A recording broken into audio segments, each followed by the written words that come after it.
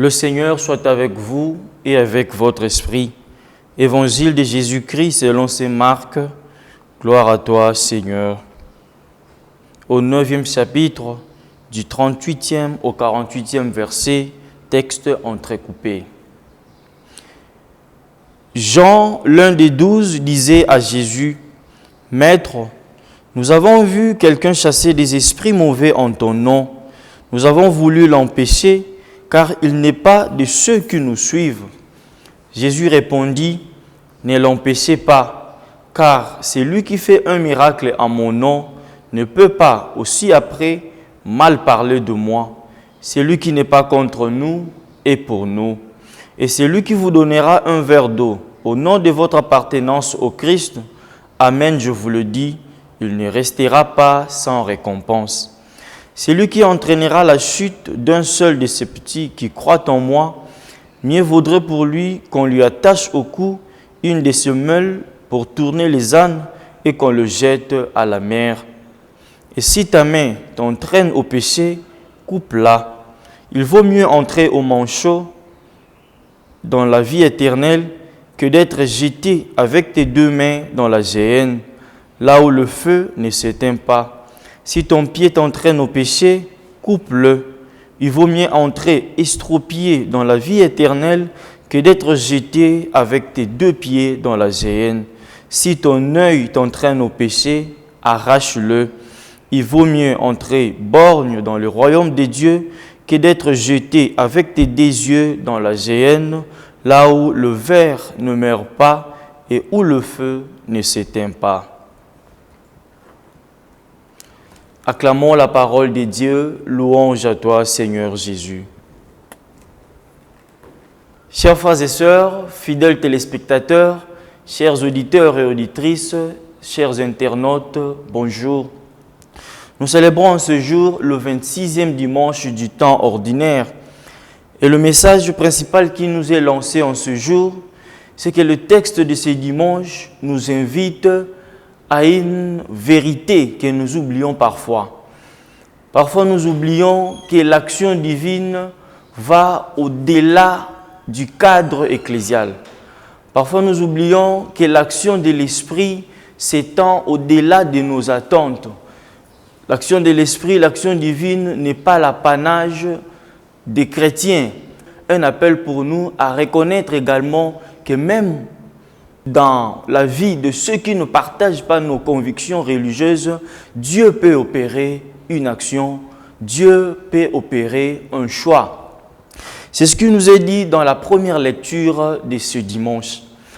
La première lecture est tirée du livre des Nombres, où on nous parle de la marche dans le désert. Comme nous le savons, c'était une marche pénible, une marche qui a poussé les Israélites à commencer même à récriminer contre Moïse, à s'y plaindre. Et Moïse, aujourd'hui épuisé, il manifeste son désir d'avoir tout autour de lui des collaborateurs. Et le Seigneur lui dit de porter un choix sur 70 anciens. Et on nous dit aujourd'hui qu'il réunit 70 personnes dans la tente. Mais malgré cet appel, il y a eu 2 personnes qui étaient absentes dans l'église. Mais chose étonnante, on nous dit, même les 2 qui étaient absents, aussi loin qu'ils étaient, ils ont eu le même esprit. L'action divine s'étend même au-delà du cadre ecclésial. L'Esprit de Dieu agit même chez les personnes qui ne partagent pas nos convictions, chez les personnes qui ne partagent pas notre foi chrétienne. Et on nous dit par la suite que Josué, exclusive que nous sommes parfois comme Josué va chez Moïse pour lui dire, mais les 2 autres là, Eldad et Médad, n'étaient pas dans la tente. Comment est-ce qu'ils ont commencé à prophétiser comme les 68 autres? Moïse lui répond qu'il ne faut pas être exclusif. La même idée continue également dans l'Évangile. Dans l'Évangile, c'est plutôt Jean qui vient vers Jésus pour lui dire, « Seigneur, nous avons vu quelqu'un chasser des démons en ton nom et nous avons tout fait pour lui empêcher parce qu'il n'est pas de notre cercle, il ne fait pas partie de tes apôtres. » Et Jésus lui répond pertinemment en disant, « celui qui n'est pas contre nous est pour nous. Même s'il n'est pas de notre cercle, s'il opère des miracles à notre nom, au nom du Christ, nous n'avons pas le droit de le repousser. Nous n'avons pas le droit de le chasser hors de nous. Une fois de plus, c'est un appel à l'universalité.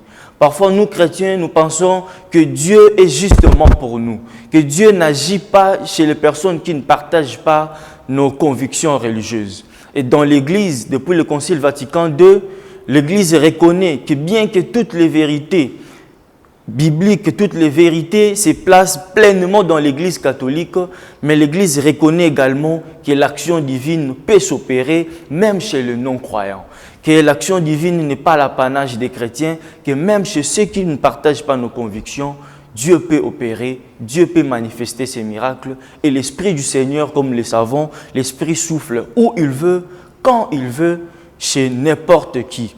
Et généralement, nous le savons dans les grands documents de l'Église, quand le pape écrit, il écrit aux évêques et il écrit aux chrétiens, mais il écrit également aux personnes de bonne volonté. À toutes ces personnes, même s'ils ne partagent pas nos convictions, le Seigneur peut se manifester, l'Esprit du Seigneur peut souffler. C'est un appel pour nous à ne pas nous limiter aux débats interreligieux, aux discussions que nous avons souvent pour limiter le cadre, pour chasser les autres en dehors de notre cadre. Mais une invitation à ce dimanche, c'est de nous regarder maintenant nous-mêmes. Le Seigneur nous donne un travail. Au lieu de passer notre temps à discuter sur qui possède la vérité et qui ne la possède pas, regardons maintenant à l'intérieur de nous-mêmes. Quelles sont ces mauvaises habitudes qui nous empêchent ou qui nous empêcheront un jour d'hériter du royaume des cieux? Raison pour laquelle dans la deuxième partie de cet évangile, le Seigneur prend la peine de nous dire certaines vérités. Il nous invite à nous débarrasser de certaines mauvaises habitudes qui peuvent constituer pour nous un empêchement à hériter pleinement du royaume de Dieu. Il nous dit par exemple, si ton œil t'empêche d'entrer dans le royaume de Dieu, arrache-le. Si ton pied t'empêche d'exercer ta vie pleinement comme chrétien, mieux vaut le couper. Une invitation pour nous à dire qu'il est grand temps. Au lieu de perdre notre temps à ne regarder que l'extérieur, entrons dans la vie interne. Faisons une toilette interne. Débarrassons-nous de tout ce qui peut constituer un empêchement pour nous à vivre comme de vrais chrétiens. Regardons tout autour de nous. Quelles sont nos mauvaises habitudes? Quels sont ces péchés qui sont liés à nous? Quelles sont les addictions qui sont liées à nous et qui constituent un barrage pour nous à ne pas vivre comme de bons chrétiens? Et dans la deuxième lecture, l'auteur qui est Saint Jacques souligne aujourd'hui un péché toujours éternel, un péché que nous pratiquons aujourd'hui. Il s'agit là du rapport entre les riches et les pauvres. On nous invite aujourd'hui à revoir un peu ces rapports.